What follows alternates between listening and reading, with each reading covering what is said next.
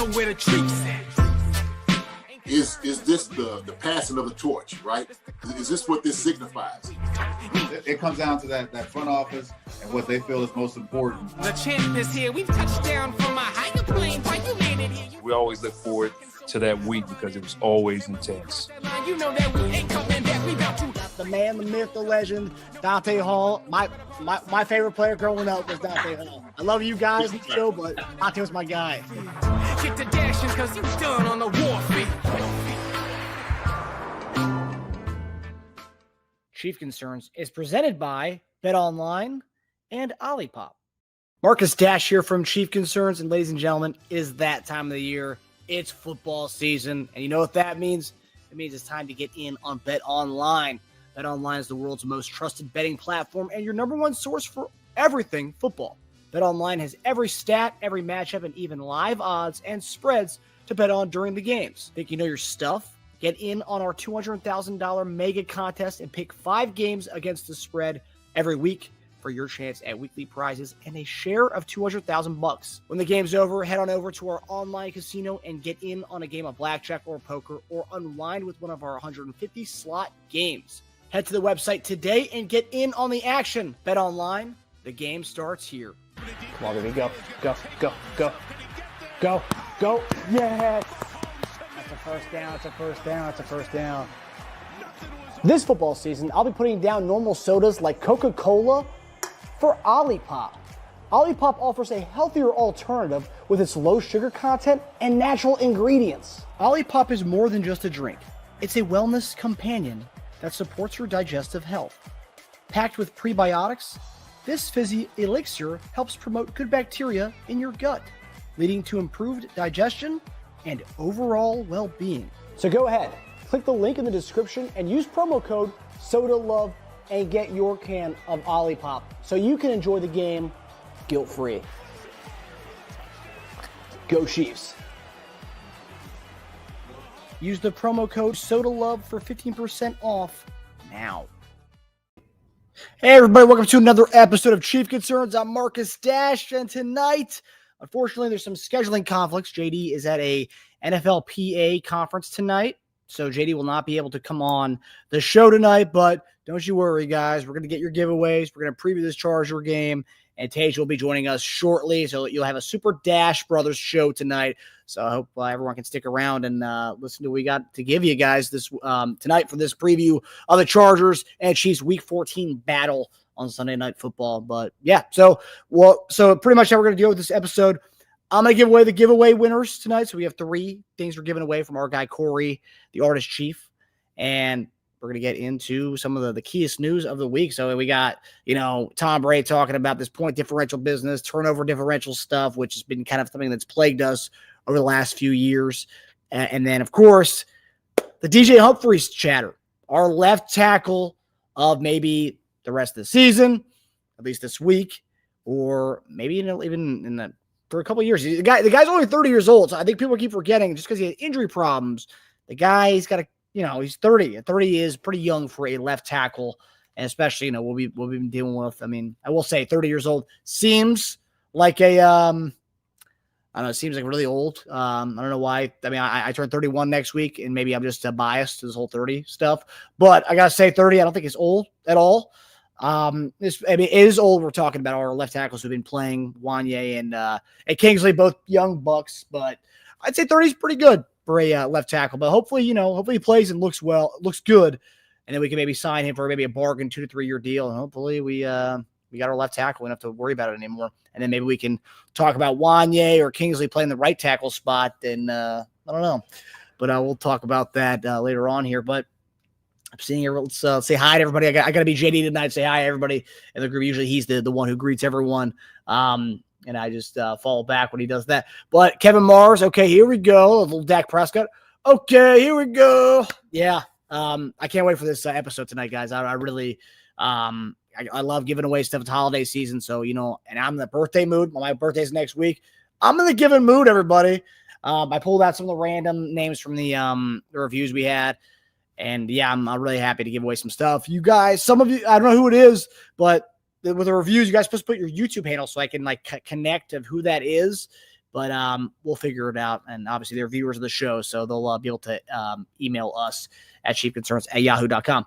But let's see how to Hannah, good evening, just listening. There you go. What's up, Hannah? Chris Pomey, been chatting with him on Twitter today, my guy. Witchy Hall, what's up, Witchy? Chris Pomey, KC versus Chargers might be the game of the week besides Packers versus Lions. Harbaugh has done a great job in his first year with the LA Chargers. 100%. Harbaugh's a good coach. I mean, we saw what he did in San Francisco, resurrecting our guy Alex Smith's career, doing what he did with Kaepernick over there. But yeah, no, the Chargers have been, Chargers Chiefs is always a good one. Like we talked about a couple weeks ago. It may not be the creme de la creme as far as the AFC West rivalry. I mean, it is a rivalry because division, but it's not Raiders Chiefs and it's not Broncos Chiefs. Chargers is, it's not bad. It's a good AFC West rivalry. I like it. But yeah, it should be a good one. Tomorrow night, that Packers versus Lions game, that's going to be a good game, man. That's really going to be a good game. I mean, Packers have a shot to win that division.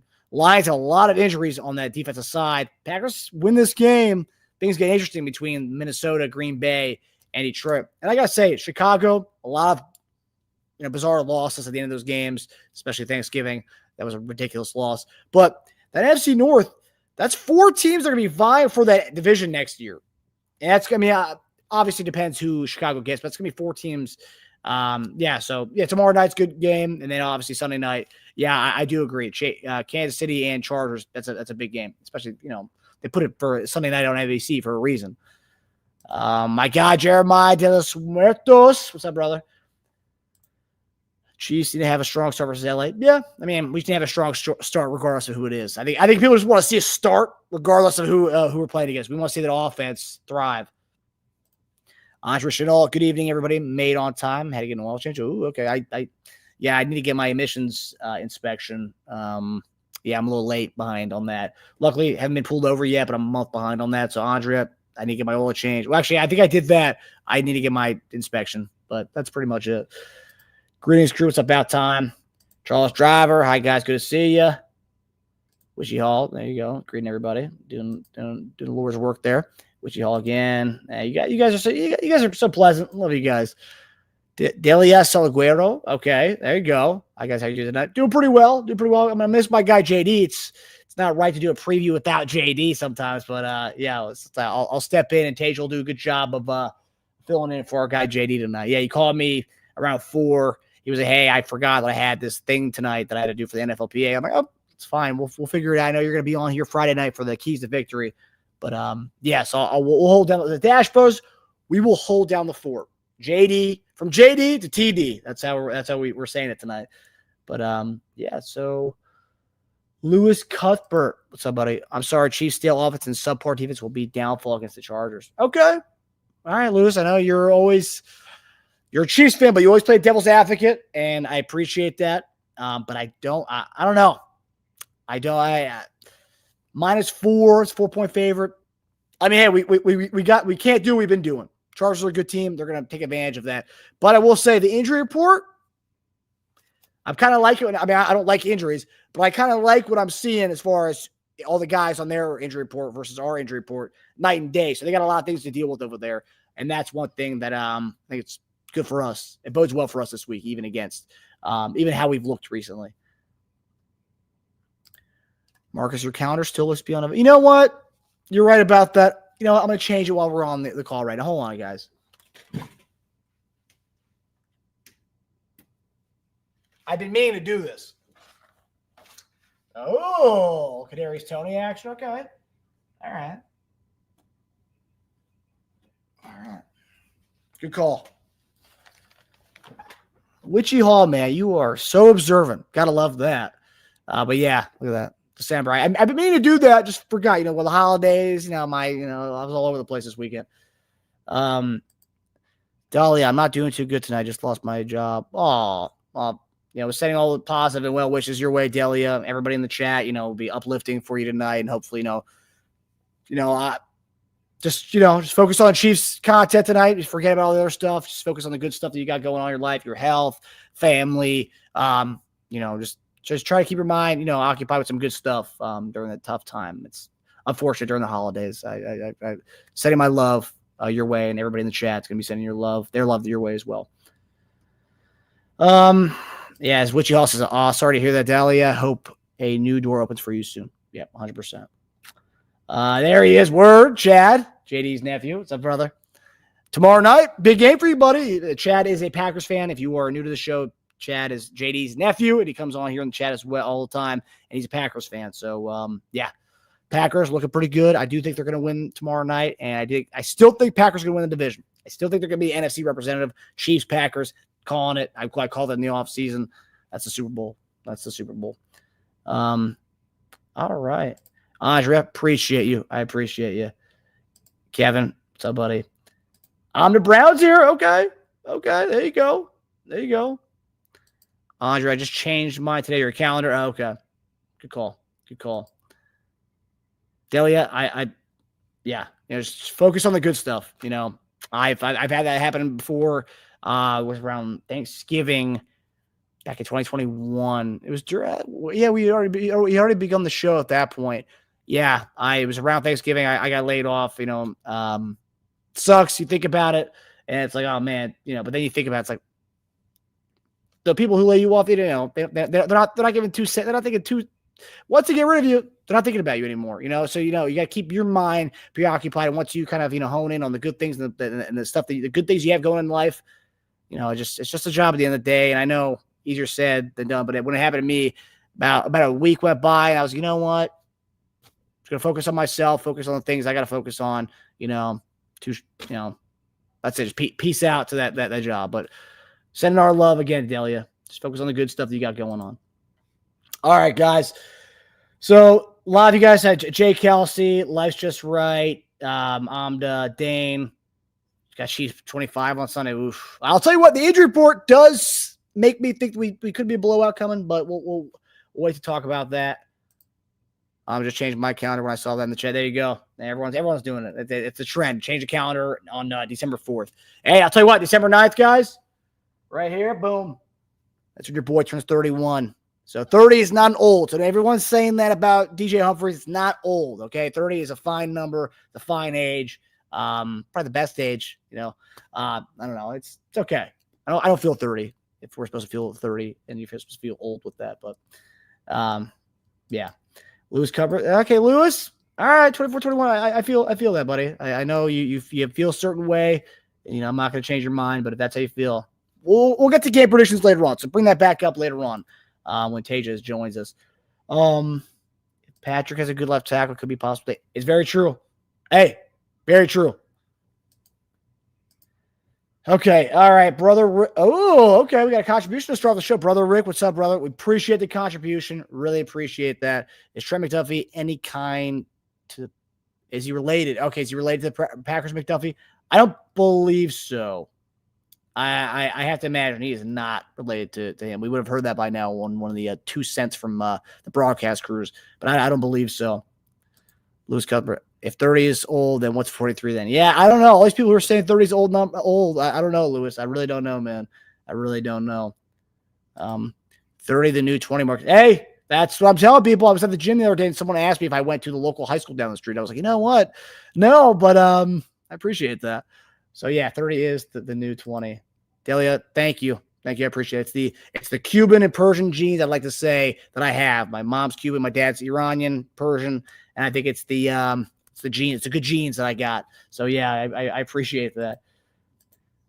Again, I've seen snippets of it, Hannah. I enjoyed the Hallmark Chiefs movie. The fans in that movie believed in Manic and Lucky Charms too.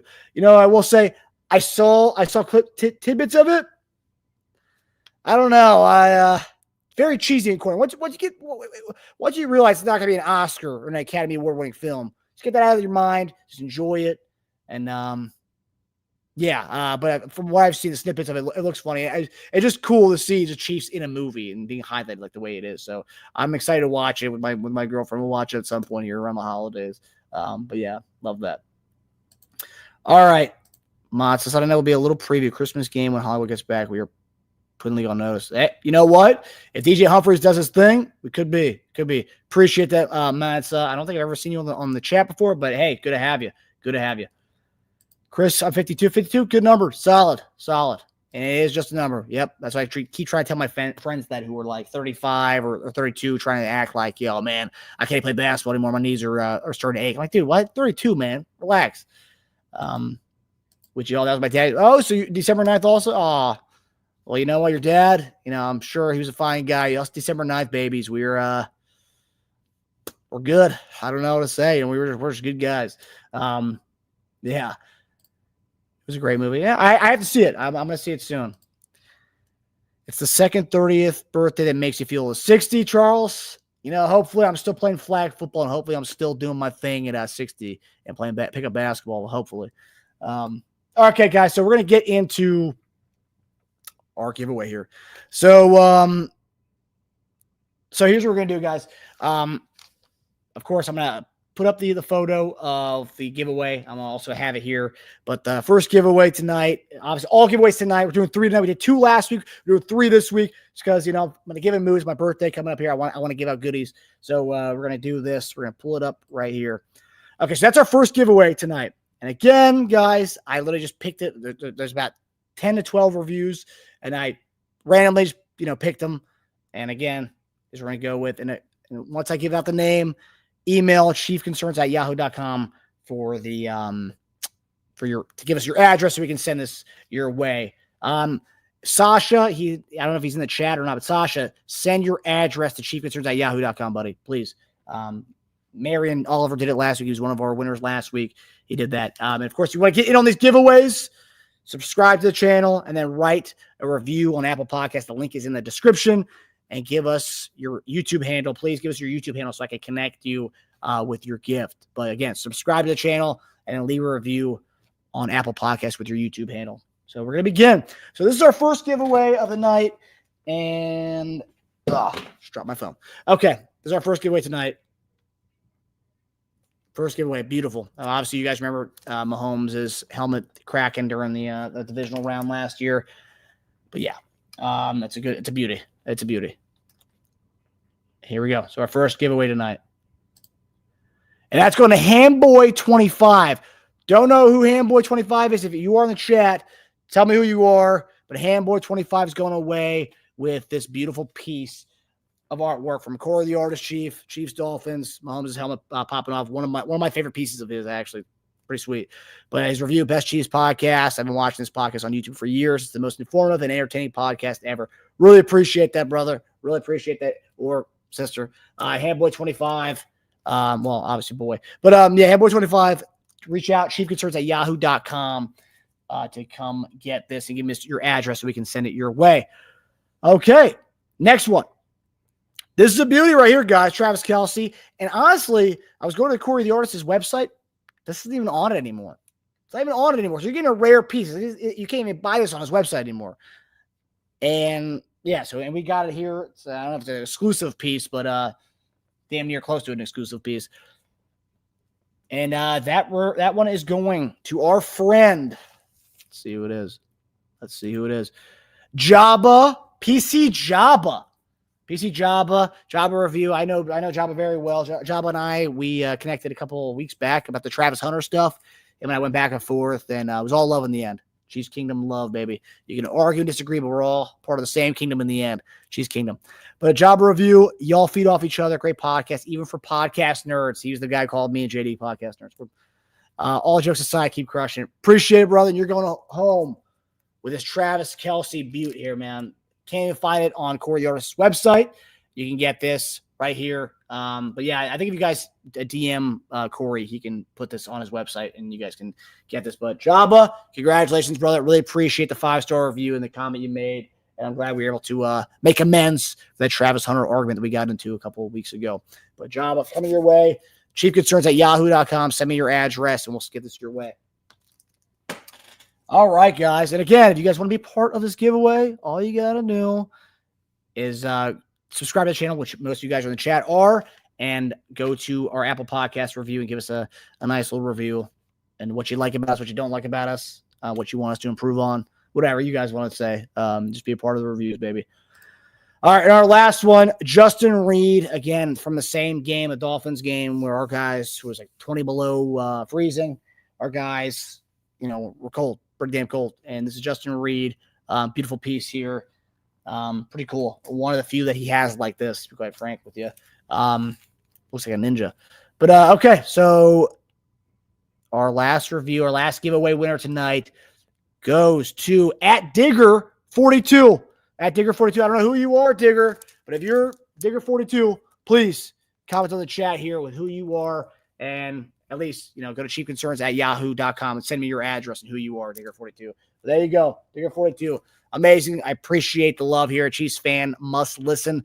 #1 podcast for Chief fans. You get the best from both worlds with Jason giving you the on-field and behind-the-scene experiences only a former Chiefs player can, while Marcus Dash brings professional journalism and lifelong Chiefs fan take on current Chief concerns. JD often brings on special guests, and Marcus does a great job letting the players do what they do and reminisce about the glory days on and off the field. Just all around great Chiefs content. Well, I appreciate the love there, Digger42.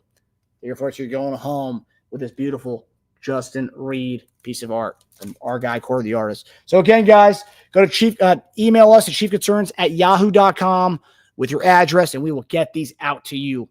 Really appreciate that. Love you guys. And again, you guys want to be a part of this giveaway. We're going to be doing this for the next few weeks before Christmas. We'll be doing giveaways all the time.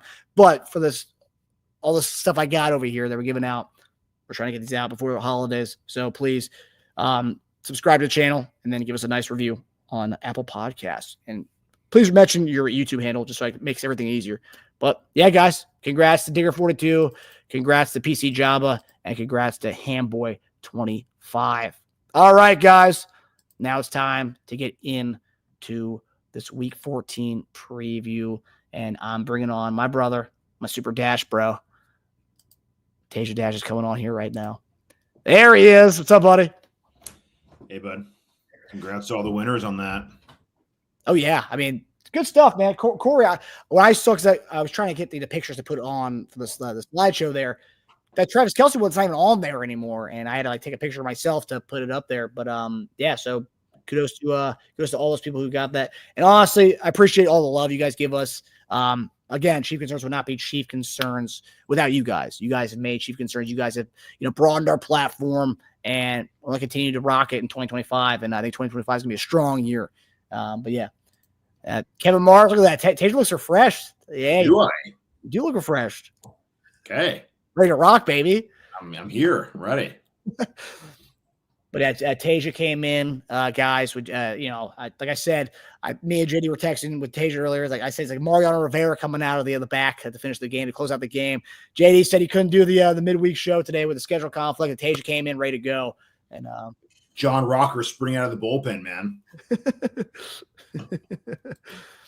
But all right, so we're going to get into the preview of Week 14, Chargers Chiefs, and yeah, we're going to get into some good stuff here tonight. Funny thing is, the fact you're coming on here. Yesterday, you and I were talking about the topics for the midweek. Usually, we brainstorm a little bit together before I do the show with JD, but yeah, at the topic we're about to go, some of these we talked about already, so you were kind of well-versed already before we came into the show. Well-versed, yep. All right, but our first topic tonight. So obviously there's been a lot of hoopla recently about the Chiefs looking sluggish, tired, and playing down to bad teams. It's been a kind of an ongoing problem all throughout the season. And everyone is pointing to the Chiefs' point differential as the true measure to all this. So the statistics behind it. There have been 34 teams to start the season, 11-1 since the 1970 merger. However, the 2024 Chiefs are dead last in total point differential through 12 games at plus 54. I think the closest one in margin to us was the 1976 Raiders, which actually won the Super Bowl. So that's pretty good. But a lot of the other ones were losses in the championship games. But nonetheless, for comparison, the Chiefs' 2023 team were 8-4 in their first 12 games. Despite 3 more losses, they still had a higher point differential last year, which is interesting, at 67. So 13 points better last year with a point differential. While some are pointing to the Chiefs stat to say the Chiefs are frauds, the GOAT, Tom Brady, said quite the opposite about this whole thing, about point differential and the Chiefs playing close games. He actually said it's a good thing. And here's Tom Brady on why this actually could be a good thing. Look, you're going to have close games. You're going to have blowouts. To win the close games is always the mark of a really good team. To win when you're not playing your best football is the mark of a very good team.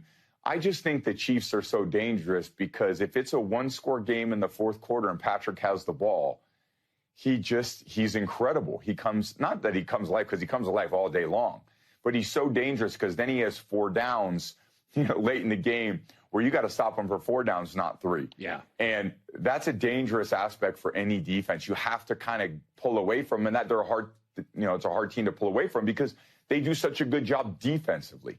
So I think when they transition from really this great offensive team, and I would say when Patrick first started, they weren't as good on defense. Now they have a tremendous defense. They got Spags is a phenomenal coach. He's got them playing well defensively. Patrick is going to manage the game so well. He's going to throw to the open guy when it's there. He's got Travis out there that is going to make the right decisions in the big moments like we've seen time and time again. So they have a group of players. That organization does so many things the right way. They're going to be tough to beat in the playoffs. I don't care who they play, where they play. It's a lot like the teams that I played for at the Patriots. If you were going to beat us, man, you had to beat us. We weren't going to beat ourselves. Is it me or is Tom Brady's voice getting like deeper and deeper as he gets older? I mean, is this like a broadcast thing that he's trying to go for here? It's really deep. I don't remember it ever being that deep before. I'm sure he took like classes on certain enunciation and a way of speaking when you're constantly talking. Yeah, it's just like he sounded so deep, like his voice. I don't know. It sounded like a I don't know, like you're giving like a someone's giving a speech in like a class, like your boy you usually cut up with, and then like they give a speech in class and they're like very like they buttoned up. Yeah, that's what it seemed like. But yeah, so obviously what Brady said here, talking about the Chiefs looking like, that's a good thing. You want to play the close games because it actually shows, it shows the true sign of the true colors of a team. What do you make about this point differential? And what do you make about what Tom Brady had to say about the Chiefs, being a good team, obviously a good team, but being the close team is kind of the measure of a good team. Playing these close games is a measure of a good team. Well, you talk about being like battle tested, right? I mean, you're not battle tested if you're just blowing teams out every week. And more than likely, you're not going to have those kind of games in the playoffs. You're just not. You're playing against higher competition, more stakes, worse weather out there. You're just usually not going to have those kind of games.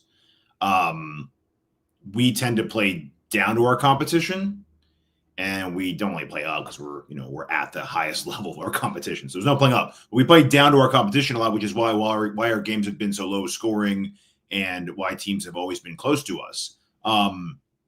When that happens, you allow teams to hang around long enough in the NFL, they'll just hang around to the end of the game. The sluggish part I want to talk about, and I've heard, it's funny because I forgot which game I was watching. I think it was the Broncos game. They were making such a big deal about how tired the Broncos are from having a bye week so late in the season. And I'm like, so they're just playing a regular schedule? How about playing 3 games in 13 days? I don't see many people making that excuse for us in the general media. I don't see that being talked about a lot. That's worse than not having a bye week till late. We would totally choose that. And we don't make that excuse either, but I'm sure it is weighing down on us. I mean, that's a lot of football, especially it's not only the 3 games in 13 days, it's how late in the season it is. If that were earlier in the year, I mean, you're more fresh from, just starting the year out. You can take that a little more, but doing that at the end of the year when you've already played, and we had an early bye week too, which worked against us. The NFL did not do us any favors with scheduling the way they did. We should have had a late bye week to go along with this. So, if we're sluggish, it's because we're tired as hell. And if the refs have to pull some strings the rest of the way to get us that bye week, because, we've done a years of service here of bailing them out of bad ratings of these games. What was the difference of ratings between last year's Black Friday and this one's? I believe it was a 41% increase. Yeah, that's the Chiefs' 41% right there, okay? We want our cut. And our cut is give us that bye in the playoffs so we can have a week to rest. Because at this point, a dead, tired Chiefs team will get higher ratings than a fresh, good team, right? So if anything, it just shows how this team and how the fans and how small the margin of error is for rest of season with the Bills, because we pretty much have to just match them win for win, loss for loss the rest of the year. We cannot lose one more game than them because a tie is losing. And they'll get that spot, and it sucks the way the playoffs are. You have to pretty much get number one or you're playing the next week, which would be really rough for us. So we really need that bye. And it's unfortunate that we had this kind of tight schedule this late, but there's a reason why we're sluggish. Yeah, I mean, there's multiple reasons, which I obviously the playing the amount of games we had played in 12 days. Yes, obviously. But beyond that, it's just like so many of these guys are returning from last year and the year before. Like, we have a lot of guys who've been on this team for a while. And I mean, like the Warriors went over this, and JD and I talked about this last year after we went on the way to going back to back. Mm-hmm. It's this dynasty fatigue. And it's not dynasty fatigue of like, oh, we're talking about dynasty too much. No, it's the dynasty fatigue aspect of playing 25 weeks a year. Yeah. I mean, since Mahomes has come to the league and been our starter, we've gone to at least the AFC Championship game, and that's going back to 2018. That's 6 years. Well, going when we go to 2025, that's 7 years of deep playoff runs, and that's on top of the obviously the 3-game stretch in 12 days. But I mean, it's just like you could say sluggish, whatever. Offense is not sharp, red zone's not sharp, which is true, 100%. Let's just it's a lot of football these guys have played, and obviously we know the wear and tear it does on the body, but this is 6 years of that. Kind of crazy, man. You see that excuse more so in basketball because it extends it like 2 more months if you go to the finals. But in football, I guess it only extends it a month. So it doesn't seem like a long time, but with football, it's not measured by time. It's measured by how many minutes you're getting hit on a field, right? So like, yeah, you're not playing like 25 extra games in 2 months, but those 4 extra games, that's a lot, right? That it weighs on you after this long. So it's interesting. Also in the NFL, you don't have a lot of teams doing what we're doing every year. So not a lot of teams have complained about it. And to be honest with you, I never saw this complaint for the Pats. So good for them for never bringing it up, but who's going to complain about going to a lot of Super Bowls? But that does, I mean, it does factor into it. Yeah, I mean, if you look at, so after 4 seasons of playoffs, so if you look at from 2018 to 2025, right, that's what, six years? That is, so let's say 4 games a year, right? 4 times, it's 24 games over 2018 to 25. That's how many season. Years? How many years? 6 years? From 18 to 25. So that'd be what? Yeah. Okay. Yeah. So 4 games, let's say 4 games to 24. So about season and a half worth of extra games that other teams haven't been doing that. I mean, like just a lot of tread, man. It's a lot of tread on the tires. And we've kept our core. So it's the same guys where a lot of teams maybe like, get rid of a bunch of guys, bring some guys new in. And we did get a lot younger in the middle of it all with the whole, especially with the Tyreek trade and kind of revamping a lot of our defense too. But Mahomes, Kelsey, and Kelsey's age factoring into it, right? Yeah. I mean, yeah, 100%. But we've also we've added more to that tight end room that a lot of production we didn't have before. The Noah Gray and has kind of, excelled a little bit more and kind of taken a little bit of load off him. And, just look last year, this year, more weapons this year than we had last year. If you factor in Hopkins, Worthy, just more weapons than we had last year at this point. So point differential, yes, 54 comparatively to 67. Really, I love when people bring up the stat I saw is, even last year they had more. What 2 touchdowns more? I mean, come on, 13 points. Really, it's that big of a deal?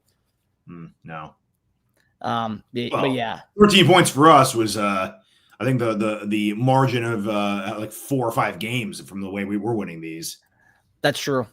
That's true. Yeah. About time. Camera broken. I think Marks looks normal. JD looks awfully pale today. It's the lighting. Yeah, we're glad Tage is able to fill in for JD tonight. JD is at an NFLPA conference tonight. So big shoes to fill. Actually, what size does JD have? You know what size shoe he has? Chad, what size shoe does JD wear? I bet you I'm closer than you think, everyone. I don't know. JD's a big dude. I said closer than you think. I didn't say we had the same shoe size. Okay. I'm curious what Chad says. What shoe says? Size 6. He probably meant 16. No, I think he's making a joke. Yeah, no, I know. But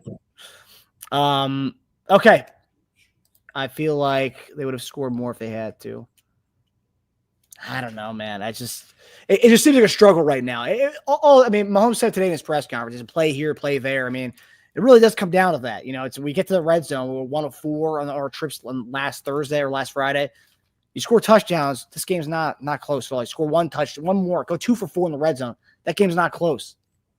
I know. As close as it's funny because everyone wants to say things to make it negative for the Chiefs. Because one of my buddies texted me and he texted me this like graphic, the stat that said like flip the one possession games this year and look at the records of every team. And we had an awful record, obviously. I was like, great, convert one more of those red zone trips and we win most of our games by double digits. Where it's like whatever, Yeah, flip like that's why I said on the post game show. It's like it's a tale of two teams, right? One team gets the things to go the right way, right? Where the Chiefs have the right bounces go their way.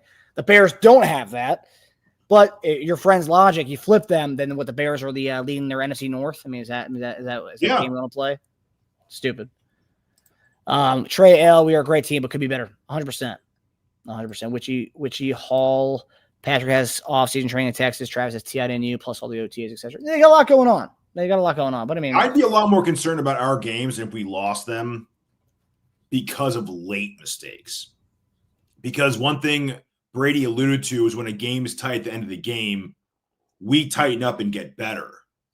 And the reason why our record is the way it is because we haven't made a lot of late game mistakes. We've been on point at the end of the games. Because that, and what's awesome about that is the late games resembles playoff atmosphere the most, as far as the tension, the pressure, the tightening up of both sides, the game on the line. The entire 60-minute game all comes down to like 2 minutes at the end, right? When you're tied up or you're down by 3, that's when we play our best, because that's when we kind of go into this like, all right, not messing around anymore mode, right? And we've done it for so long and we're so good at it.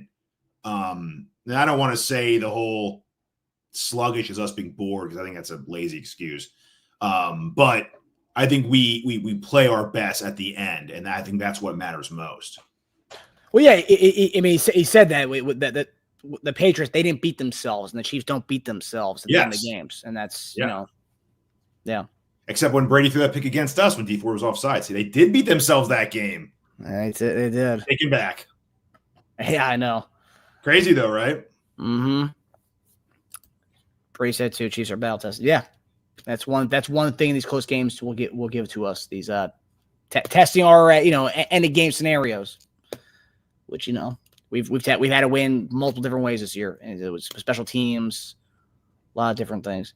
Witchy Hall, that's simply grasping at straws there, Tasia. I want to know what you mean by that, Witchy. Yeah, wait, what do you mean?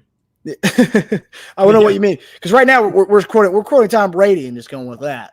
The playing our bet. Not making mistakes at the end of the games is true. We're not. Our record would be a lot worse if we did. That's for sure. Yeah, teams beat themselves trying to keep the ball away from Patrick at the end of the game. Yeah, 100% Ray.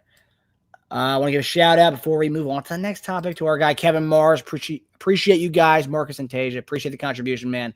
Really always appreciate the love you give us. And all you guys, fantastic. But yeah. All right, so now we're getting to our next topic. Another interesting one. Another stat that I actually haven't seen a lot of people talking about. Last year they talked about it a lot more, but I thought it was pretty interesting because if you watch our games, we just don't get a lot of turnovers. When Trent McDuffie's our quarterback one, I think he has 2 interceptions in his entire career going back to college. I'd love to see how many interceptions he had in high school, because I think he had 2 or 3 in college his entire time.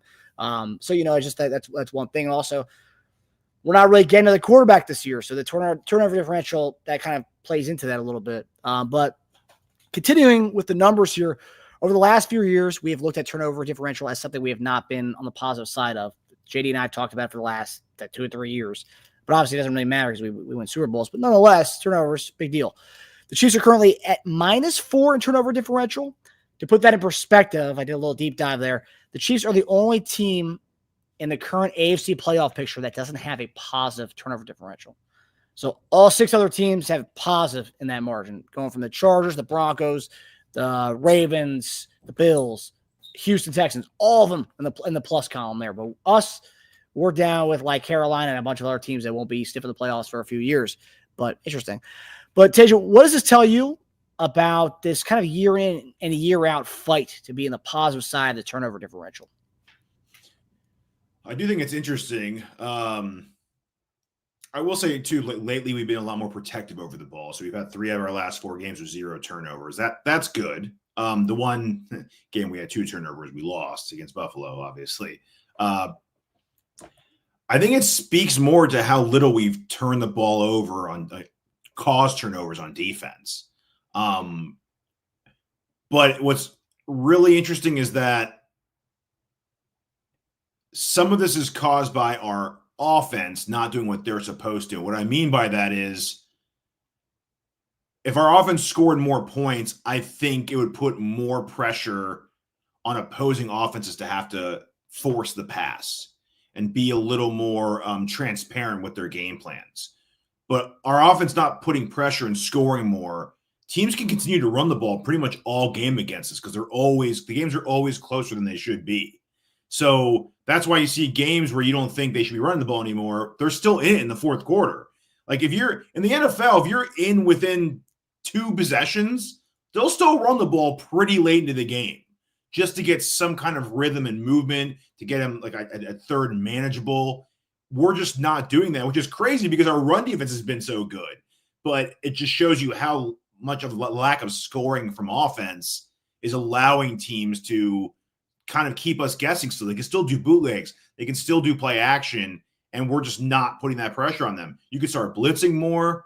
I know Spags would love to. He can't. I mean, he has to create pressure sometimes just because it's need.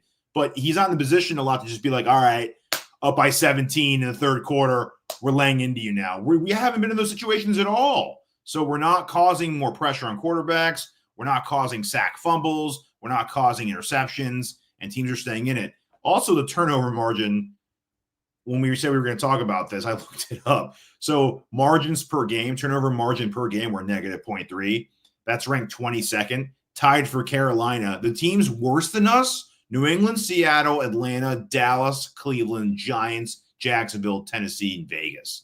I mean, it's crazy when you actually look at that to be like, we're the best team in the league. So I get why people want to call us overrated, because our company, we keep with certain stats, is bottom feeder status. The next, I think, team in the playoffs would be Arizona and Baltimore. So Baltimore's 14th in that category, but they're still in the plus. They're just not great at that. They're still plus, though. Yeah, looking at Baltimore, they are +2 in turnover differential. So of all the teams in the playoffs, they're the closest to us in that. -4, they're +2. Buffalo, Pittsburgh, and Chargers lead the way. Buffalo +17, Pittsburgh +15, and LA +11, and then shortly behind them is Houston +10. So I mean, yeah, it's just crazy that all these teams are just. Well, Chargers have played a very conservative approach, pretty conservative offense, and their opportunistic defense. Herbert's not making a ton of mistakes. They're running the ball a lot, and because their defense is playing so well, they don't have to force the pass from being behind a lot. So that's playing into what we were saying. Yeah, and hopefully, I will say over the last few weeks, this is a good thing that Mahomes' turnovers have gone down. So I mean that was a big problem to start the season. Now we're in a better position right now, as far as Mahomes not forcing the ball and throwing picks or whatnot. But his little run back last week, where he was like running back and he fumbled the ball, that could have been costly. But luckily that didn't. Luckily, very bad. All right, but seeing Mike Brennan hoping league average tackle play will make those situations happen more often for Spags. Hopefully. Another stat I did want to point out, just because we're talking defense right now. I think I saw this earlier. Aaron Schatz, NFL, tweeted this earlier. Analytics guy for the Fantasy Football Network, or Fantasy. What does he work with? What is it? FTN? What are these guys for the numbers? Okay, very like analytics guy. Aaron Schatz, but the numbers very interesting. Obviously, it correlates to Jalen Watson, I would say. And it's pretty interesting. But Kansas City Chiefs pass defense, DVOA, that is defense adjusted value over average, for those who don't know what DVOA is. But weeks 1 through 7, the Chiefs are minus 16.9%, which is 4th in the league. Weeks 8 through 13, and you can correlate that with Jalen Watson getting hurt, plus 35.9%, 29th in the league. Pretty awful. It's been bad. And so, like, the one thing that scares me, which Brady didn't allude to there, it's like, are you watching? Have you been watching recently? He said the Chiefs have a really good defense. And we do have a good defense. If you look at the stats, but more recently, not so good. But you look at the statistics, if the offense continues to sputters in the red zone and our defense continues to look like that, like we did against Aiden O'Connell, that's where I get scared. And that's where I'm like, oh man, like that's not good. Whereas last year, this time defense was rolling, we were humming, especially around this part of the year. The defense was humming and we were playing a ball control, give Pacheco the ball 30 times a game or 20 times a game. Now, if offense is sputtering in the red zone, and then on top of that, you got defenses, giving up what they're giving up. It's kind of scary. I do things. I think Amenahu will change some things. I looked at some stat earlier. He dominated. Like as far as the numbers, the analytics behind it, his pressure rate was way higher than Karlaftis, anybody else we had on the edge. Obviously, Jones is Jones, but on the edge, he came in and gave us juice right away, and he only played like 15 snaps. Once he gets more involved, I think that this problem will go away. But just interesting. Trey, I think the defense will get better and start to mesh. I hope Spags starts to trust Josh Williams. Yeah, that's another thing too. I think Josh Williams and moving Nazi into the slot nickel, I think that'll help. And then having Charles Amenahu being your edge guy, yeah, I think that'll help for sure.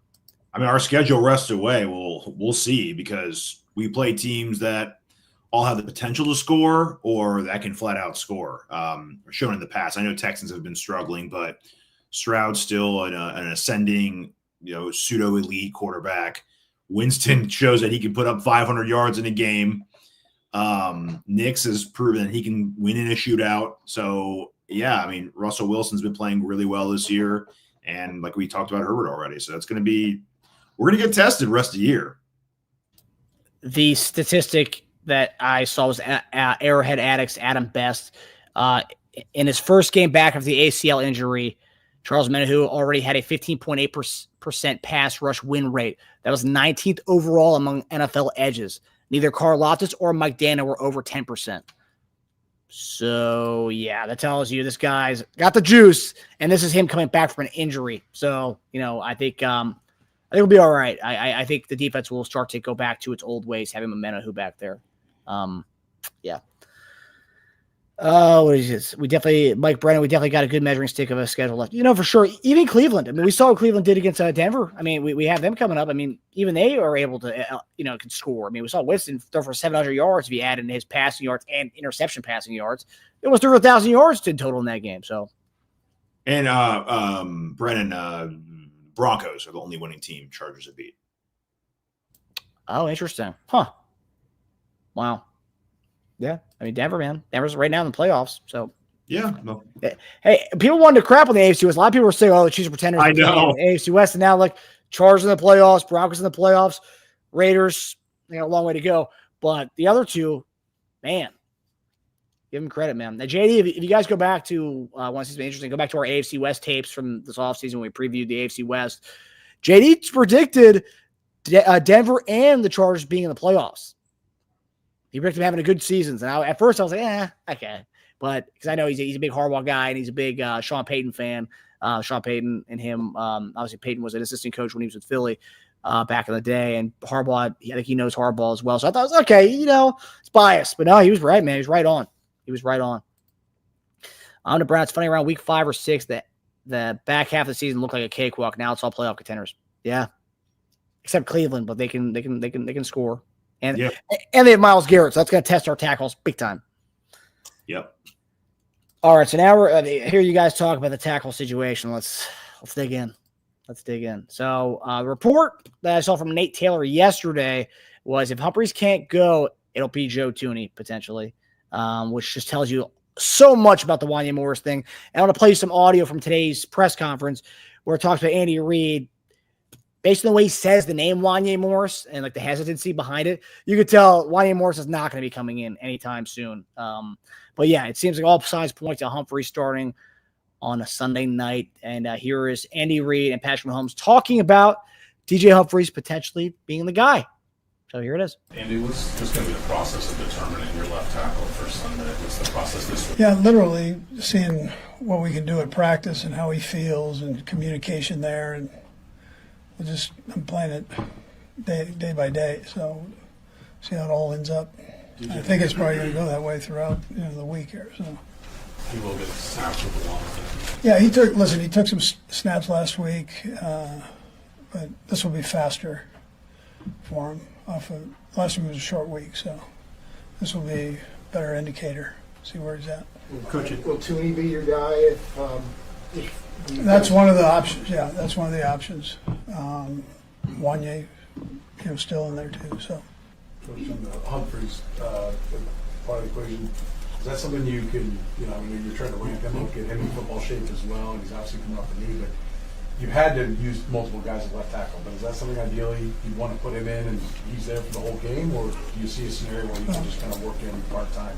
Yeah, I think eventually you want to get somebody in there that does a good job. I mean, that's and really is can stay in there and be that guy. As we develop the young guys, you're going to have some hiccups. So we know that. We knew that going in. But we'll see. See if DJ can do that, he can do it. And then if he can't, he can't. So, see how it goes. How challenging is it to do that at this time of year with a guy who hasn't been part of your system, and you're not hitting as hard at practice and all that? It's just not ideal, I guess, but is it harder now? Yeah, well, listen, I mean, two of those three are veteran guys that we have an option to put in there. So you're kind of banking on that. I mean, Joe hasn't had a bunch of snaps there either.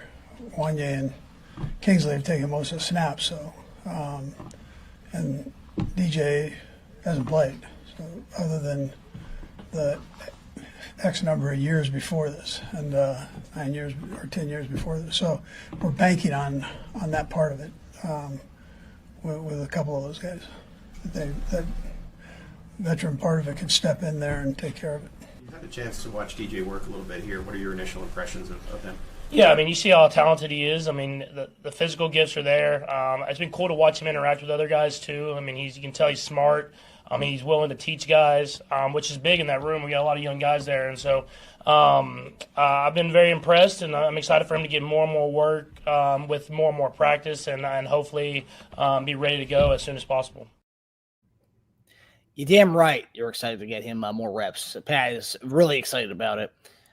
But I got to say, I don't know what you guys heard what I said, but Andy doesn't really answer the question. And I got to say, some of those questions, I'm not trying to dog some of the media guys here, but do you want your left tackle to come in and play the whole game? No shit, he wants that. Whoever the left tackle, Wanye wasn't supposed to get benched during that game, but he got benched. But, of course, Andy Reid wants the guy to be the guy for the whole game. What are you talking about? What kind of questions is that? But, yeah, DJ Humphries, if he takes a job and he looks good, DJ Humphries will be the guy. And another stat on DJ Humphries, Adam Best from Arrowhead Addict. DJ Humphries has averaged a 74.12 PFF pass blocking grade over the last 5 years. On the season, Wanye Morris has a 54.0 grade. Kingsley Sumatea has an even worse 33.2 grade. For reference, Donovan Smith was a 60.3 last season, but brought that up to a 66.4 in the playoffs. So, yeah, DJ Humphries, if he just is league average or what he was doing last 5 years, I think he'll be an improvement. But the fact they even asked him, do you want him to be the guy for the rest of the game, or is it do you have somebody else to come in? Like, what? Humphries is going to be the guy if he's going to be the guy. Andy doesn't want to go, have to bench somebody in mid-game. He doesn't want to do that. But, yeah, so what do you make of DJ Humphries coming in and being the guy this week? So when we first signed Humphries, I predicted he would start his first game with the Chargers if he was ready. Seems like we're pushing him to be ready. You're ready, right? You're ready. We're probably leading him when we ask him, you're ready, right? You're good. You're good. You're good. You're all right. You play. It's funny because it's like for Wanye, man, it's brutal. There's 2 times in the NFL for an NFL player, in my opinion, at least, speaking from never playing the NFL. There's 2 times especially. I mean, it's always you should always play your best in the NFL. Okay, it's like your job will be taking in an instant. But there's 2 times especially when a guy's playing his tip-top best he can possibly play to his abilities. In my opinion, it is when you're in a contract year, when the almighty dollar is dangling ahead of you like a ladder match in wrestling, okay? Or when you sign a vet to probably take your job. It's 2 times. And I forgot what Wanya Morris's contract situation is, but he's certainly got the second one breathing down his neck. So you sign Humphries in, bring him in, and you're pretty much telling him, play better or get replaced. You don't have to even tell him that. Actions speak louder than words, and signing Humphries was like, you're on the clock. You got about a couple weeks till this guy's ready, and then if you're playing great, we're not going to replace you. They wouldn't. If he was playing great, they wouldn't replace him. I don't care how good Humphries it looks in practice. There'd be no reason to, right? If you can improve now with this clock starting, I'm just not sure how much more a guy can actually improve. And it's no insult to him, but we just don't have time for projects. I mean, Princely's playing time would indicate that this year. We're in three-peat mode. Sorry. We're in three-peat mode, and we're not playing around. And it's at the point where we're asking Humphries to, as soon as he can put down the playbook, just to come in and start playing for us off the street out of his Uber. Or Thuney, a guy who hasn't played, I think, a full game of left tackle since the Patriots. He hasn't done it with us yet, right? He's spotted. He's never done it. He spotted that Bengals game. But he didn't start. I think he might have started, or he actually might have done more spot duty with the Patriots. But he definitely played more left tackle with Patriots than he's played with us. But for us to say that at this point, rather than play Wanye, I mean, I think the only reason why he even brought up Wanye's name is because in case someone gets hurt, you have to rely on the guy again. You don't want him to think you're totally done with him because you might have to rely on him at some point again. But the fact that it's one or the other over him it's really rough. Yeah, I mean, Wanye had a shot when they brought him in, like you said, when they brought Humphries in a couple weeks back. He lit a fire under his butt. Hey, man, this guy's coming. He can either be your backup just in case you get hurt, or it could be the guy to come in if you're not playing well. And then last Friday when they stepped in to give Joe Thuney, and that's the thing. It's like we talked about in the postgame show. There was 2 guys that got benched during that game. Nazi got benched, and Wanya Morris got benched in a game that wasn't a blowout. It was a close game till the end. Obviously, the turnover at the end of the game won us the game. But you're getting benched in the middle of a close game like that. It's a rough sled, man. He right away he knew that DJ Humphries is there and that'll be his job. And Humphries was a Pro Bowler 3 years ago in 2021. So it's like, and he's 30. I keep harping back on that. If Humphries looks decent, gives us a 75 pass block or whatever the PFF grade with his average, I mean, is that all part of what Orlando Brown was giving us a couple years back? I don't know. For as far as his PFF blocking grade when he was with us, because give us that, we're talking offensive explosion that me and JD always talk about in the show. We're talking about that happening again. I think Dane in the comments earlier said 25-point win, which I hope so. I don't think so, but if DJ Humphries gives us some juice, man, I think sky's the limit for what this offense can be. Because we have the playmakers. We actually have the playmakers that we didn't have last year, minus Rice, of course. But we have the playmakers on that side of the ball. It's not a lack of skill players. We have the skill players. Now it's the left tackle spot and, of course, the right tackle spot, which is that's just a different animal altogether. That's contractual. That's a lot of stuff going on there. They're not benching him anytime soon unless he looks really bad. But yeah.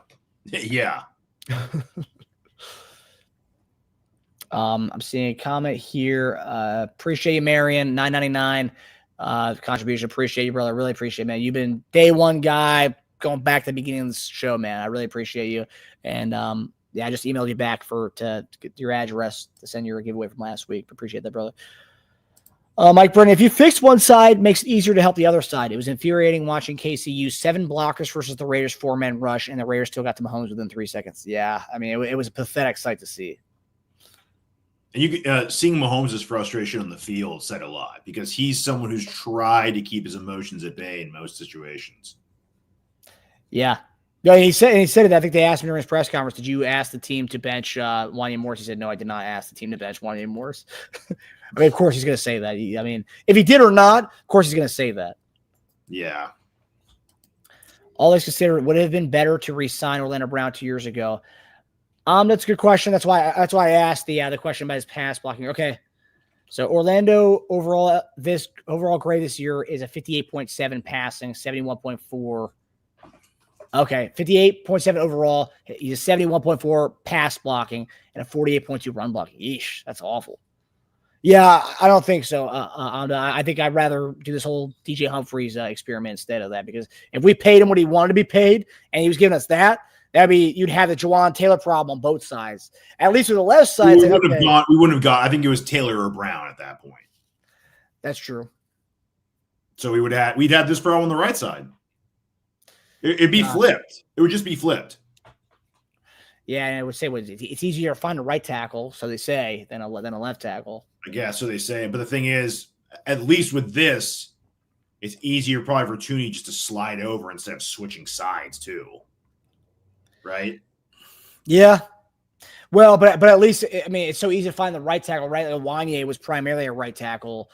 Kingsley did 1 year of right tackle. You'd be able to find, obviously, we wouldn't be spending a second round pick on a potential left tackle. We'd be spending it on other things, and then you can maybe find your right tackle in free agency, like doing what we did with the other guys that have gone on and done great things, like the Wileys of the world. The Wiley was nothing. Yeah. We made Wiley, and it's the thing about that's so interesting is the fact that we didn't try to find the next Wiley. We went and paid a right tackle. I mean, your experiment of the right tackle worked. Like, why wouldn't you just replicate that? And we wanted better. Yeah, I mean, I thought we wanted better than the left tackle spot. And they thought they could. We wanted better at both. We wanted to make a better version of Wiley on the left side and just sign the sure thing on the right side. Yeah. I don't know. I think it'd be better to spend your money on the left side and draft a tackle on the right side, because a lot of those tackles end up going to the right anyway. I mean, even some of the guys who were drafted high, they're on the right side. Mims is playing right tackle this year. But that class, was there even like a badass left tackle in that class this year? That Jawan Taylor Orlando Brown year. Was there remember. even? I remember saying, like, I get where they're going with that. I know this year's struggled a lot. The draft class struggled. Yeah. So I mean, it's not like everyone was wanting us to trade up. No, I mean, I think like 1 or 2 of those guys are playing okay on the left side. I don't even think there's been a lot of standouts. So yeah, I mean, it was just a rough year. So left tackle's gonna be tough. Might have to use that Tennessee pick to move up and get one. I mean, who knows? But like I said, I'm holding on hope. Maybe I'm being very optimistic about this, but I'm holding on hope that DJ Humphries can be a guy that we can sign for a 2 to 3 year deal. I mean, look, he wanted to come here. He's been on a really crappy team in Arizona, and I feel like that him and D-Hop may stick around for some, a less lucrative deal. Because I mean, Humphries has gotten paid already. He's gotten his big contract. That matters. This is his last big deal he can get at 31. Yeah, but I mean, and like I said earlier, the time that you play your best, those 2 scenarios, Humphries is in one of those scenarios. He got the almighty dollar hanging over his head. If he plays lights out for this next 7-8 games, I mean, money. Yeah, he could chase it. How much is he going to get though? I feel like he's going to get more of what's his name? You can get a lot on the open market for a left tackle. At 30. Yeah. I'm trying to play now. I'm playing a 30 part to benefit. Yeah. Well, that's what they're going to do. Also, you're like a GM right now. No, you're 30 years old. It doesn't get much easier from here on out. You're not getting any younger. It doesn't matter for a good tackle, man. Yeah, that's not even old for a tackle. But also, too, if he can maintain health, I think the Chiefs will want to keep him around, man. I just don't. I think we've seen. Obviously, Kingsley's young, right? But we've seen the Wanya experience. We've seen the small bits of Kingsley. Do they think they have that future guy, or you stick around with DJ Humphries? I mean, obviously they went to him for a reason. They didn't go back to Donovan Smith, who already knows the system. They went for him, which is why maybe they think they could get a long-term deal hammered out. Maybe. The barbershop, absolutely. Mahomes can't wait. No, Mahomes can't wait. He's so happy Humphries is there, man. Mike Brennan, I want to tell myself it's because Morris is hurt, but he ain't on the injury report. Yeah, we're going to get to the injury report in a second here to talk about it when we preview this game. But, yeah, he's not on the injury report. So, yeah, I think it might be beyond injury-wise. I mean, look, he's a right tackle. The reason why he was 3rd or 4th round pick. He was 3 or 4. Wanye. I think he was 3. I mean, yeah, 3rd. I mean, 3rd's a project, man. I mean, the fact that he played as much as he did last year, man. Yeah, he was 3rd round, 92 overall.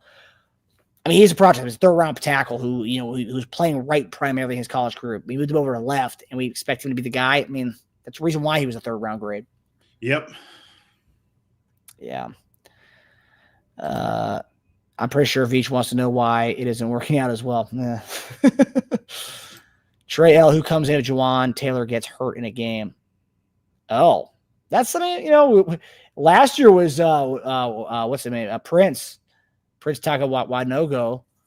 It's going to be what? It's going to be one of those. It's going to be Kingsley, right? Well, now if DJ Humphries is the guy, it'll be between Wanye and that's true. Kingsley. And we'll get a good look at how those guys can be on the right tackle spot if they do want to move on from Juwan Taylor in a year or two. Yeah. Caliendo, no. Caliendo's a guard. I mean, I know he can play a little bit of everything. There's no way they go with him at the right tackle spot. I don't know, but hopefully that doesn't happen because I can't imagine the universe.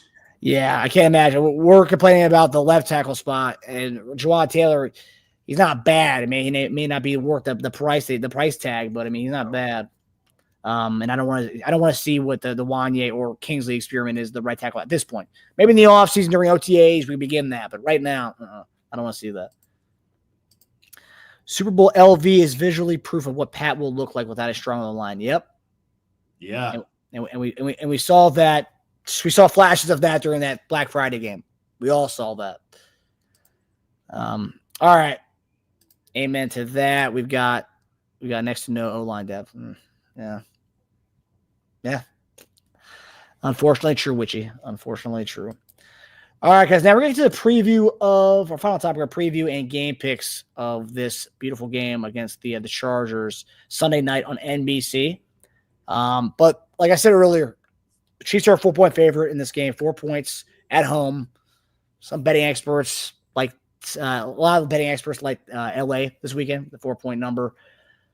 But I got to tell you, I was kind of scared about this game. Then I looked at the injury report today, and I know it's the Wednesday injury reports. There's a lot going to change over the next few days, but I got to tell you, I kind of like what I'm seeing. I'm not rooting for injuries, but when you look at injuries, Chiefs only have 3 guys in the injury report. All of them are full participants today. Noah Gray, full participant. Charles Omenihu, full participant. Juwan Taylor, full participant. On the other side, I'm talking about a long list. And the Chargers, they have injuries every year, man. Like they cannot. It's always the same battle. Brady talks about not beating yourself. This team beats themselves, but it's the injuries. But going through the list, Junior Colson, limited participant. He's coming off the IR. Bud Dupree, limited participant. Cam Hart, cornerback, limited participant. Dayon Henley, linebacker, did not practice with a knee injury. He's been kind of battling the knee injury recently. Tony Jefferson, safety, hamstring injury. He's a limited participant. Khalil Mack, rest, did not practice. That's interesting. Lad McConkey, knee and shoulder. He's been there. He's been a badass. And I know you wanted him in the draft. I wanted him in the draft, but looks amazing this year. Knee and shoulder injury, limited participant. DB Elijah Molden did not limited participant with a back injury, and then Denzel Perryman, linebacker, groin, limited participant. Denzel Perryman. Fun fact: I partied with that guy when I went to school in Miami.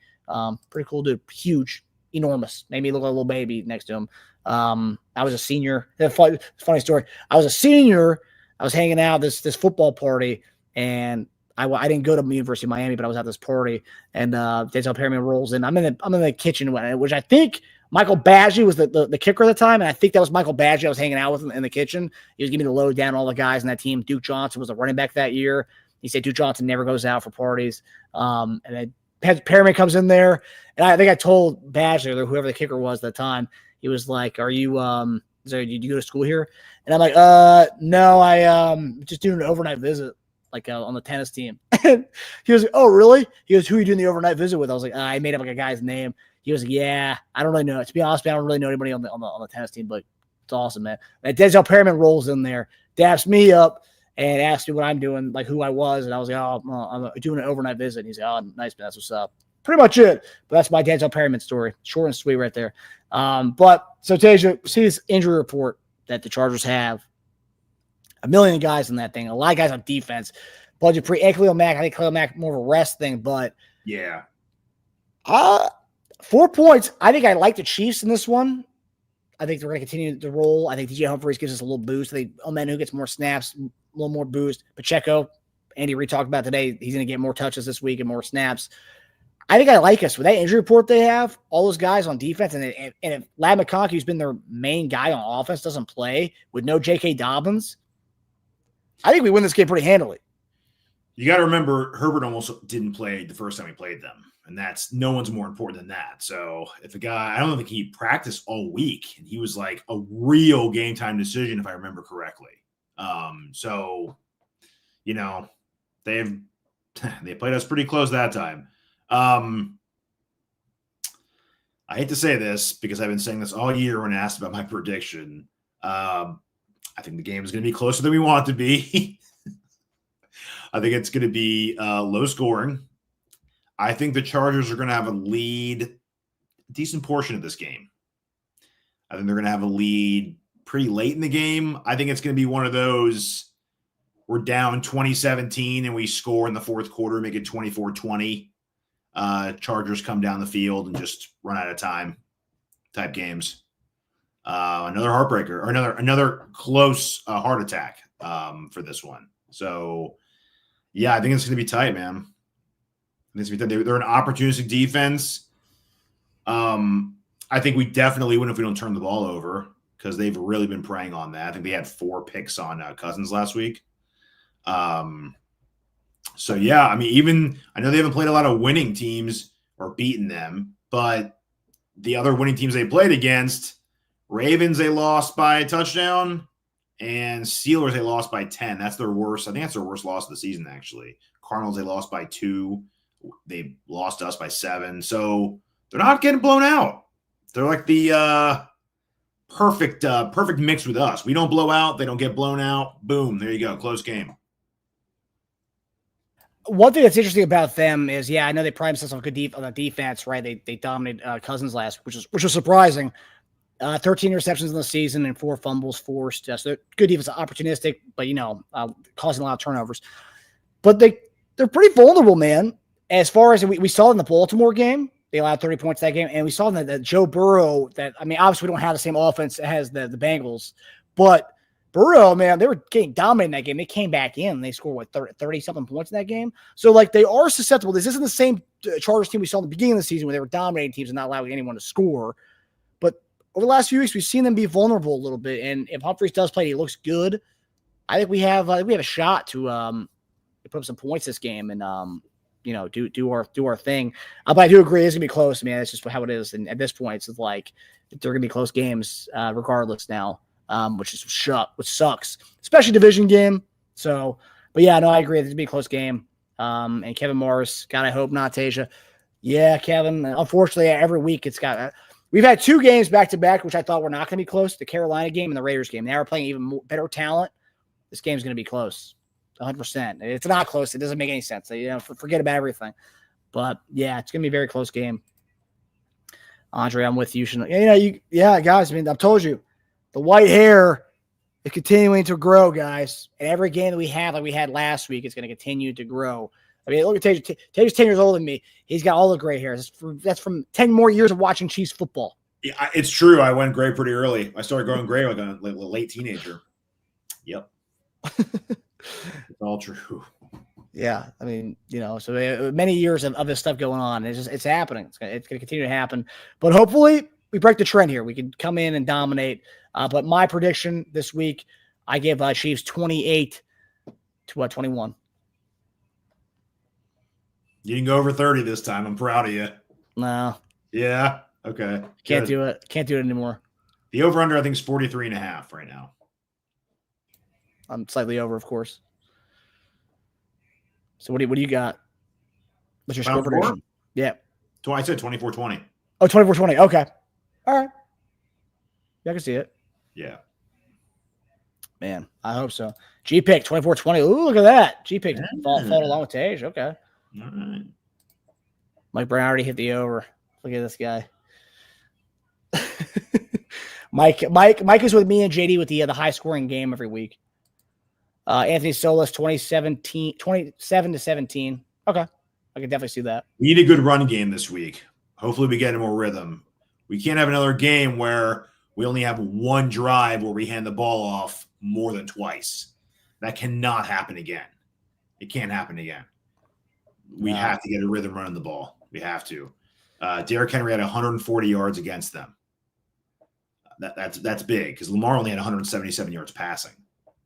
Henry almost outran Lamar's passing yards. And Lamar only had 15 yards rushing. Crazy, right? I bet you that's got to be a season low for him, right? I can't imagine him having less than 15. Let me see. I just had it. No. Wow. Denver held him to 4 yards rushing. Ooh, wow. Man. Interesting. That might be his career low. I can't imagine him having less than that. Yeah. Well, the crazy thing is he had 8 attempts versus the Chargers, though. So 8 for 15. So I mean, look, like I said, they're susceptible. Mahomes was under rushing. Early prediction for the betting show. Yeah, maybe. But that's the thing. That's like, you have Henry goes for almost 200 yards rushing against them, and then Burrow throws for 400 yards passing against them. So, I mean, they have shown vulnerabilities. Yeah. Yeah, but Burrow's been throwing for 300 yards against most teams, but yeah. That's true. But I'm saying near 400 yards, they were down by 21 points that game. They came back. So there are some things there, and Andy is definitely, if we're noticing this stuff, Andy's noticing flaws in their defenses and what they got going on. So, we got a question here, Amda Brown. Question for Tasia. Tasia was pretty firm trying to get JD to understand some of the players weren't cutting it. Now that 2 players got benched, let's see if JD is less than a homer going forward. Whoa. Actually, not a question. It wasn't a question. It was just man. It was an observation there. Backstabbing him when he's off the show, huh? He's off one Wednesday, and you're going after him. Man. Amda. Dude, look, I appreciate the support. Let me tell you. I mean, I'm glad you remember that. We were going at it pretty good that week, weren't we? Yeah, you were. I will say, and Amda, no, I tried to stick up for you when that happened. Yeah, thank you. I don't think Jay's being a homer. That's what Jay's not being a homer. The homer is a guy who's just blinded by being a fan. JD is saying from a team's point of view, where it's from a player's point of view, right? Where Sky Moore, for example, and he said it last year with MVS, and MVS came up clutch for us in the playoffs. I'm obviously, you guys, I'm not a big Sky Moore fan. I hope goes elsewhere and new scenery, does good things. I mean, he hasn't cut it here, but I will say JD's talking about from what he's seeing. It's not the numbers aspect of things like MVS. MVS was giving us a lot of snaps, and he was a good blocker. I mean, I don't know if the PFF gave him his pass blocking grade or run blocking grade, but MVS gave a lot of effort on that. Yes, we paid him a lot of money not to be a blocker, a glorified wide tight end at the end of the day, but that there are things that JD knows is that we may not see it. It's the other things. A lot of us can be ball watchers at times, but JD, yeah, I will say JD calls it straight up. JD called out Wanya Morris last week. He's a big Wanya guy, but he just knows it's not it. I don't think JD's a homer. I think JD is very supportive of players. Yes. And I think he wants them to be able to succeed. I think we all do as Chief fans. I think fans are, say this correctly, I think fans are more likely to cut bait quicker. because we don't see as much of the human aspect of it as they do, the other side of it, right? You can pull out of it. But then again, there are some players, former players who do media who are like way kind of the opposite. Jay's just not like that. He's just naturally more of a supportive guy. Jay's a good guy. Yeah, I mean, JD has a locker room point of view. Locker room sticks together like friends. Yeah, I mean, at the end of the day, JD's seeing stuff that we may not see, right? When we look at the all-twin view, he's looking at Sky Moore's, the extra stuff he does out there. And again, like I said, I'm not a Sky Moore guy. I mean, I hope he does well elsewhere, but I mean, it's done. Also, if a guy's getting piled on, then a former player might feel like they have to defend that person. Yeah. Right. I think JD is probably more prone to call out something for a first time rather than he is be the last guy to pile it on when the guy's already getting piled on. Because look, if everyone's saying it's true and the coaching staff's still going with them, I'm curious about that too. Because look, it's a fair question for coaching and management. We are pretty cutthroat right now, and we did give Sky Moore most of the year to kind of figure it out. I wonder if he never got hurt, if we'd still be like trying to give him playing time there. I thought that last year, man. I thought the whole thing last year was a weird, he all of a sudden got hurt. Wink, wink. He got hurt. He's on IR, and then wasn't there? They didn't fake that hosptal. No. Of course, I'm saying I thought that last year, and then this thing happened this year. It's just interesting. Do you imagine if they faked the hospital picture? They staged it. Oh man! All right, time to go. Everyone gets up. He takes the bandage off and rips the gown off of him. Mm-hmm. By the way, we talked about this a lot. I want to go back because we talked about comparing Valdez-Scantling's 2022 year, his first year with us, to Xavier Worthy's. And you're wrong. No, I'm not. What do you mean? Well, it's not over yet, but MVS had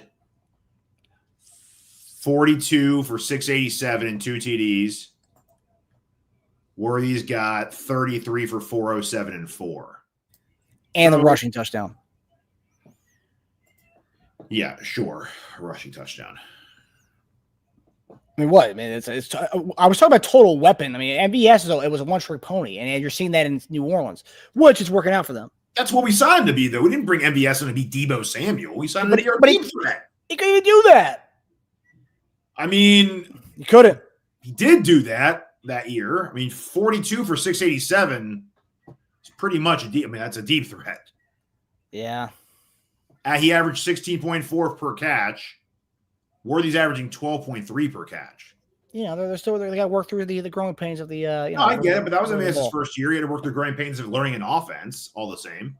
Yeah, but he's already been in it before. He was in LaFleur's offense. All I was saying was we were doing a player for player comparison, and you guys in week 4 were saying Worthy was a giant upgrade from MVS that year. The stats don't say it was a giant upgrade. Potentially, yes. Mike Brennan also contextual matters, though, Tasia. We also had a better O-line then, and that's 100% sure. We had a much better O-line then 2 years ago. 2022? Mm-hmm. We got guys paid from that season, man. We're talking about Wiley potentially being a Pro Bowler, comparatively to what we got right now at the right tackle spot, even though those guys getting paid a lot more than Wiley. But, I mean, yeah, I get what you're saying, though. I get what you're saying. I think Worthy, in the long run, is going to be a lot better than MVS. I think year 2 is going to be a lot better than year 2 of MVS. Want to make that bet right now? Xavier Worthy dominates MVS's year 2 with us? I think MVS's year 2 was pretty rough. It went down from there. Oh, it went significantly down. I wasn't doing a player-for-player comp. I was doing a player/year comp, which is a big difference. Yeah. His targets got cut in half, and it's pretty crazy, actually. So he had 81 targets, 42 catches. The next year, 42 targets, 21 catches. So, he literally caught half of his targets, and he did it twice, 2 years in a row, which is crazy. Terrible. Hold on, by the way. MVS is playing pretty damn good right now. Talking about deep threat. Hey, I'll ask you that. Is MVS a better deep threat right now than Worthy? Yes. What do you mean? What do you? I mean, it's just different offense. MVS has 4 touchdowns in 4 games. Okay, yeah, but we saw MVS try to be our deep threat last year. The guy couldn't even catch a Cole at the end of games, man. We're talking about Philadelphia. Let me ask you a better question, actually, and this is for everyone in here.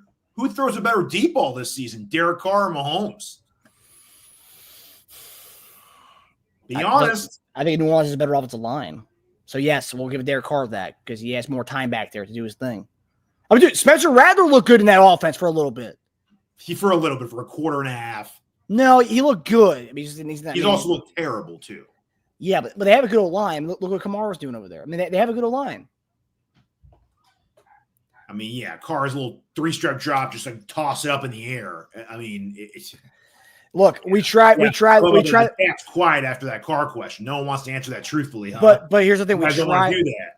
We tried the deep ball thing with MVS, and it didn't work, man. But it's not a line issue. When Mahomes has missed deep threats, it's because he throws it poorly. But he's over and underthrown many deep balls. I could give you a compilation of the MVS drops on those deep balls last year. True. So where was that last year? And Worthy has messed up a couple of those deep balls by going the opposite way or catching out of bounds. But yeah, Mike Brandon, Mahomes has never thrown a pretty deep ball, in my opinion. Much more of a QB that throws to a space than a target. I mean, he did though, man. He did with Tyreek. Yeah. Hey, I would say anyone can with Tyreek, but I don't. Tua hasn't this year. I'll tell you that much. Yeah, that whole I have Tyreek in fantasy. Tua is not doing it. That whole thing's a mess over there. Kevin Morris, I am thinking, Taja. Your thinking says it all. It's okay. You know who's gonna love that comment by me, right? It's JD. Sorry, you're being sarcastic. Jay's a big Carr guy. Oh yeah, he does like Carr. Yeah, he is a big Carr guy. I'm gonna ask him that question. He'll say Carr. I think he'll do it. He'll do the classic like laugh and smile before he says it because he's bracing it for a Carr answer. But yeah, I'm not a big Carr fan at all. I think he's just not a fan. Barbershop, JD has a teammate point of view. He's always rooting for the guys. 100%. Yeah, sure. That's why I would say when Amda said or we talk about him being a homer. He's not a homer. It's very different. JD calls it like it is, but at the same time, he's protecting other guys in the locker room, which we all should be. But again, we're cutting bait with guys, saying guys a bum, get him out of here. That's where it's like okay. But say, let's move on for Sky Moore. It hasn't worked out. There's ways of saying it and be respectful. Would you please exit the game, sir? But again, on the way out. What JD always says is that at the end of the day, Andy's putting him out there. It's not, he wants to win. He's not trying to win any contest here. He's putting him out there for whatever reason, so. But all right, Pat's not getting time for deep ball. He's not. Kevin Morris, 100%. He's not. The New Orleans Saints offensive line is much better. And I think we're paying these guys more than they are too. Yeah, I mean that's a bigger problem because we got some high pay. I think we got top three highest paid guys in their positions on our O line. So yeah, and another one who wants to be top 5 highest paid at his position. That's going to be interesting to see what happens this offseason. The Trey Smith stuff. Yeah. He was an elite tracker. Yep, he can't track those Tua balls though. Those Tua ducks. Worthy is a rookie. It will take time. 100%. No, 100%. I think Worthy's going to be. Yeah. I'm not saying potentially it was never a question. Potentially Worthy is going to be should be a better player than MVS. But or the 2023 MVS season when you talk about the 2022 MVS. 2022. Season. Yeah. I mean, he regressed so badly that following year. We tried the deep ball thing with him, man. He cost his game. I know. Dude, he's in 4 games in New Orleans. He has more touchdowns than he had with us. Right. Think about that. That's crazy. It's wild. And in 4 games, he almost has more yards than he had with us in 2023. I know. More yards. It's crazy. Derek Carr, man. The guy. Okay. Meanwhile, Michael Thomas is throwing darts at Derek Carr and 4 first-round picks from Mahomes. Yes or no? Oh, God. All right. Jumping off the deep end here, man. On the Brown, I guess my definition of a homer is different than how you all are using it. I always thought homer is a guy that's for your guys no matter what. All right. MVS is a vet, should be making touchdowns. Yeah, but he couldn't do it in Kansas City. He's got to drop it. Not necessarily. I wouldn't say. Go watch 30 for receivers is usually a cliff, by the way. Good. It's not O-line. Go watch the Philadelphia and Green Bay tape from last year, see how those games ended, and see how MVS did on those other Especially deep threats at age 30. They fall off a hard cliff, except for like the D-Jaxes of the world. And I thought he did last year, and you would agree. And now you're the biggest MVS fan. Last year, he played like what? He's terrible for us. He's awful. Yeah. All right, guys. Well, that does it at the end of the show here. We appreciate everybody for joining us tonight. You guys have been fantastic, going from the giveaways aspect all the way to previewing this game and seeing this kind of MVS banter at the end of the show. But yeah, guys, again, if you want to be a part of the giveaways, I know we had some really good ones in there tonight. If you want to be a part of the giveaways, all you got to do, subscribe to the channel, which all you guys in the chat are. If you're watching this for the first time, subscribe to the channel. And then leave a review on Apple Podcasts, and the link is in the description. Leave a review with your YouTube handle. Give us a 5-star review. I mean, up to you what you want to give us. But that's all you got to do to get in the giveaway. And we'll do this again next Wednesday night. We're doing 3 more giveaways. We did 2 last week, did 3 this week. We'll do 3 again next week. But everybody enjoyed the episode, even without our guy, JD. We love JD. We miss JD. But JD will be back Friday night for his 10 keys to victory. So definitely be on there for that. And as well as me and Taja's same game parlays, which I've been doing really poorly recently. Preview to that. Yeah, we did give you a little preview. But we hope everybody enjoyed the episode, and we will see you guys Friday night. Love you, everybody. Take it easy, everybody. Love you all, guys. Later on. Hi, everybody. Thanks for watching. Subscribe here to get the latest from the show. Also, be sure to check out the best clips from Chief Concerns.